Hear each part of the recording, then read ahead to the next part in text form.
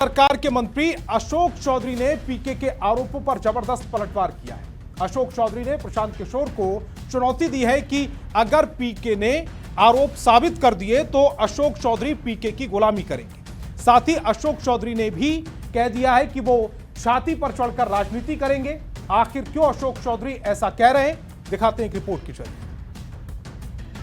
जो विरोधी हमारे हैं उनके छाती पर चढ़ के राजनीति करूंगा।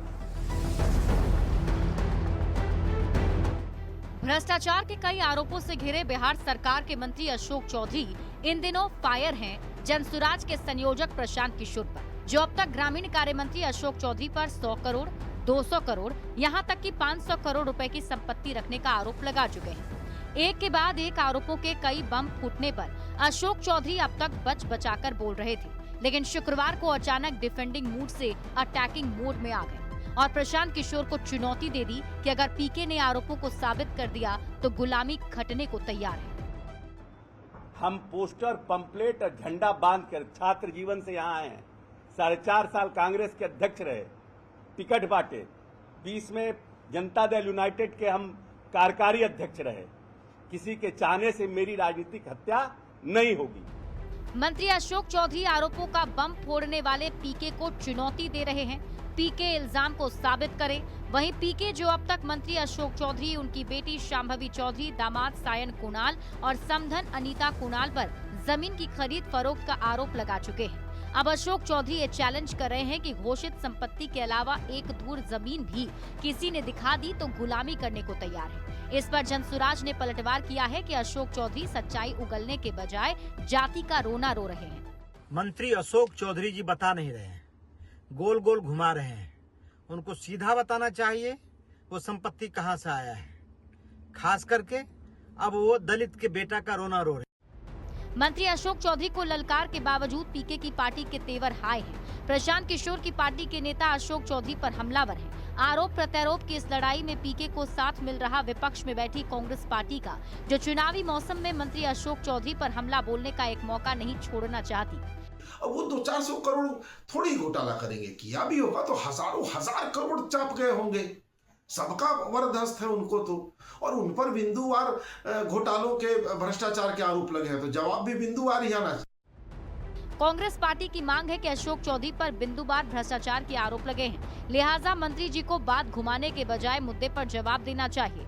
इस पर अशोक चौधरी ने भी हुंकार भर दी है। वो किसी से डरने वाले नहीं हैं, क्योंकि भगवान ने उन्हें भी किसी से कम हृदय नहीं दिया है। फैसला जनता की अदालत में होगा। ऐसे में देखना होगा कि जनता पीके के आरोपों पर ज्यादा विश्वास जताती है या ज्यादा तवज्जो मंत्री अशोक चौधरी की सफाई को देती है। पटना संवाददाता शैलेंद्र कुमार के साथ ब्यूरो रिपोर्ट, न्यूज़ 18।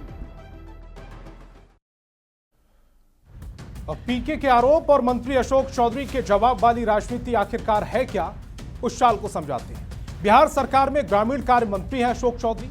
जनसुराज के संयोजक प्रशांत किशोर लगातार उन पर आरोप लगा रहे हैं। अशोक चौधरी पर 100, 200, यहां तक कि 500 करोड़ की संपत्ति रखने का आरोप लग चुका है। खुद पर लगे गंभीर आरोपों को लेकर मंत्री अशोक चौधरी बेहद गर्म हो चुके हैं। एक के बाद एक आरोपों के कई बम फूटने से अशोक चौधरी अब तक बचकर जवाब दे रहे थे। शुक्रवार को अशोक चौधरी ने सीधे प्रशांत किशोर पर जुबानी हमला बोला। प्रशांत किशोर को चुनौती दे डाली कि यदि पीके ने आरोपों को साबित कर दिया तो गुलामी करने को तैयार है। अशोक चौधरी कहते हैं कि आरोप लगा देने भर से सियासत खत्म नहीं हो जाती, वे छाती पर चढ़कर सियासत करना जानते हैं। तो चुनावी चाल में यह भी समझाएंगे कि अशोक चौधरी दलित समाज से आते हैं। प्रशांत किशोर के आरोपों पर खुद को दलित नेता बताते हुए पलटवार कर रहे हैं। सीधी चुनौती दे रहे हैं कि हिम्मत है तो आरोप साबित करें। प्रशांत किशोर ने अशोक चौधरी, उनकी सांसद बेटी शांभवी चौधरी पर भी गंभीर आरोप लगाए।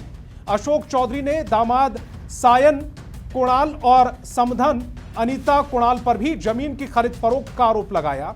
अशोक चौधरी के बयान पर जनसुराज ने पलटवार किया। सच्चाई उगलने की बजाय जाति का रोने का आरोप लगा दिया।